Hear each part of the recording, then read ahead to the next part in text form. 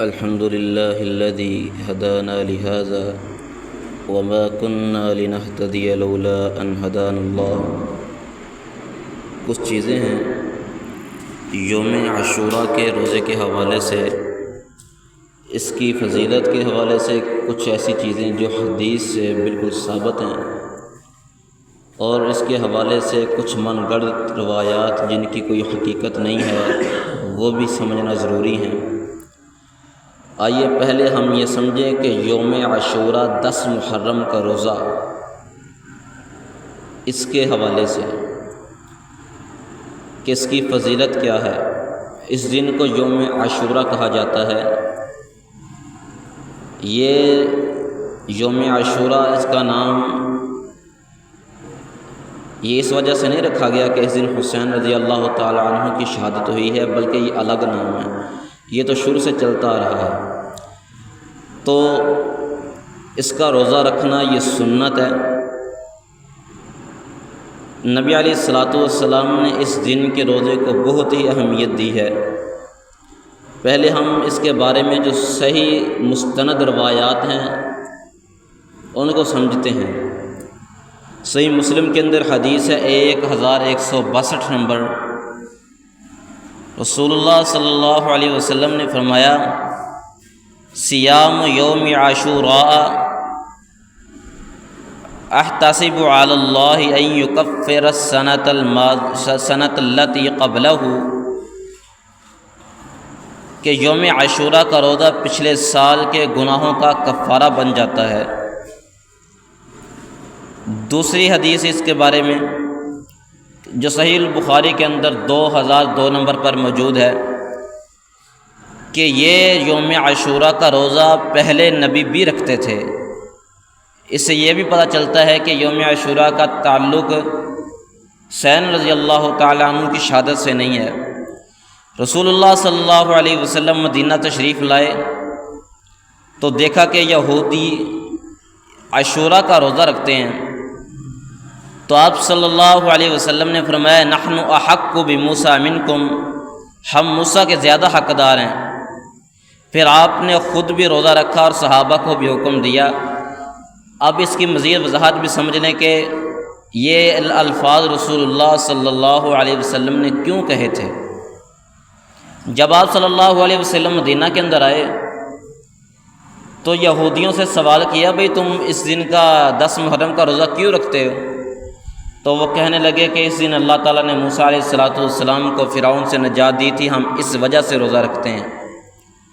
تو رسول اللہ صلی اللہ علیہ وسلم نے پھر فرمایا تھا، نحن احق بموسیٰ منکم، ہم موسیٰ کے زیادہ حقدار ہیں، موسیٰ میرا بھائی ہے۔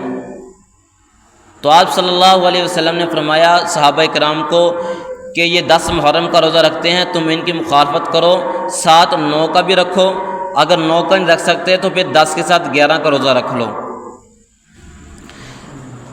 تو حدیث اس کے بارے میں مسلم کی 1134 نمبر کہ رسول اللہ صلی اللہ علیہ وسلم نے فرمایا، لئن بقیت الی قابل لأصومن التاسع، اگر میں اگلے سال زندہ رہا تو 9 محرم کا روزہ بھی رکھوں گا۔ اس سے معلوم ہوا کہ صرف 10 محرم کا روزہ نہ رکھا جائے بلکہ 9 یا 10 یا 10 اور 11 کا، تاکہ یہود سے مشابہت نہ ہو۔ لیکن اتفاق کہ اگلے سال رسول اللہ صلی اللہ علیہ وسلم اس دار فانی پر نہ تھے۔ یہ عاشوراء کا روزہ یہ سنت موقدہ ہے، یہ 1 سال کے صغیرہ گناہوں کا کفارہ بن جاتا ہے۔ خلاصہ بیان کر رہا ہوں، بہتر ہے کہ 1 دن پہلے یا بعد میں بھی روزہ اس کے ساتھ رکھا جائے۔ اب اس حوالے سے کچھ ایسی روایات جن کا کوئی سرے سے وجود نہیں ہے، اس سے تعلق نہیں ہے، جو من گھڑت ہیں، ثابت نہیں ہیں، وہ بھی سن لیں۔ حالانکہ ہمارے معاشرے کے اندر اس وقت بہت ہی زیادہ یہ عام ہو چکی ہیں۔ پہلے اس کے بارے میں 10 محرم کی یوم عاشوراء کے حوالے سے ایک بات کہی جاتی ہے، جس نے عاشوراء کے دن سرما لگایا اسے سال بھر آنکھ کے اندر بیماری نہ ہوگی، یعنی جس نے عاشوراء کے دن سرما لگا لیا اسے پورا سال آنکھ کی کوئی بیماری نہیں لگے گی۔ یہ من گڑت روایت ہے، کسی صحیح حدیث کے اندر اس کا وجود نہیں ہے، یہ ثابت نہیں ہے حدیث۔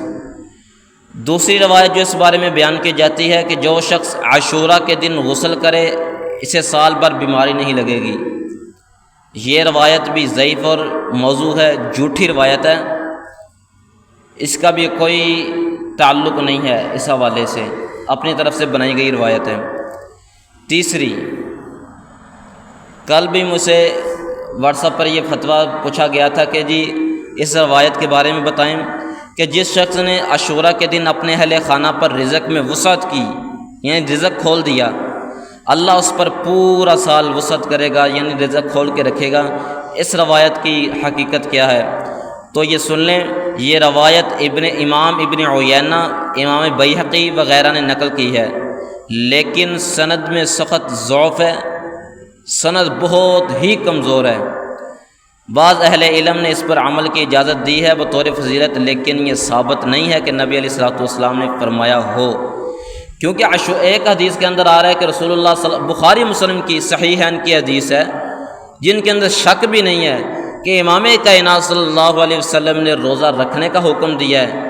ایک طرف حدیث آ رہی ہے جی کہ رزق کھول دیا جائے، اس سمجھ سے بالا تر ہے، اس لیے عمل کیا جائے گا تو صحیحین کی حدیث، بخاری مسلم کی حدیث پر عمل کیا جائے گا۔ چوتھے نمبر پر اس کے بارے میں بیان کیا جاتا ہے کہ آج کے دن حضرت آدم کی توبہ قبول ہوئی، نوح کی کشتی جودی پہاڑ پر ٹھہری، ابراہیم علیہ الصلوۃ والسلام کو آگ سے نجات ملی۔ یہ تمام واقعات اسناد کے اعتبار سے ضعیف ہیں اور غیر مستند روایت پر مبنی ہیں۔ علماء نے لکھا ہے کہ یہ بنی اسرائیل کی روایتیں، اسرائیل یعنی جن کے بارے میں آتا ہے کہ بنی اسرائیلی روایات، یہ ان میں سے ہیں، نہ کہ نبی علیہ الصلوۃ والسلام کے اقوال ہیں، اس کا رسول اللہ صلی اللہ علیہ وسلم سے کوئی تعلق نہیں ہے۔ پانچویں فضیلت جو اس حوالے سے بیان کی جاتی ہے وہ یہ ہے کہ عاشوراء کے دن نبی علیہ الصلوۃ والسلام نے حسن و حسین کا عقیقہ کیا ہے، یہ روایت بھی بے بنیاد ہے، صحیح حدیث میں اس کا کوئی ذکر نہیں ہے۔ اور اہم جو تنبیہ اس حوالے سے ہے کہ کئی لوگ 10 محرم کو مخصوص کھانے، سوئیاں، حلیم، پانی کے سبیل، شربت، علم، جلوس، ماتم، تعزیہ وغیرہ کو سنت یا ثواب سمجھتے ہیں۔ بھائی یہ سب بدعت اور شریعت سے ہٹ کر رسمیں ہیں جن کی نہ قرآن میں دلیل ہے نہ حدیث میں ہے، اور اس دن کے حوالے سے جو ثابت شدہ عمل ہے نا، جو کام اس دن کرنا چاہیے، جو رسول اللہ صلی اللہ علیہ وسلم سے بالکل صحیح ثابت ہے، وہ یہ ہے کہ آپ صلی اللہ علیہ وسلم نے اس دن 9، 10 یا 10، 11 محرم کا روزہ رکھا ہے۔ توبہ، استغفار، نفل عبادت، صبر اور اہل بیت کی محبت، یہ اس حوالے سے چیزیں ہیں۔ باقی اس دن کی فضیلت کا یہ ہے کہ اس دن رسول اللہ صلی اللہ علیہ وسلم نے روزہ رکھنے کا حکم دیا ہے، باقی اس حوالے سے کوئی فضیلت ثابت نہیں ہے۔ سرما لگا لینا یا اس رزق کھول دینا، اس کا کوئی تعلق نہیں ہے۔ اللہ تعالیٰ سے دعا ہے اللہ تعالیٰ ہمیں حقیقت کو سمجھ کر اس پر عمل کرنے کی توفیق عطا فرمائے۔ وآخر دعوانا ان الحمد للہ رب العالمین۔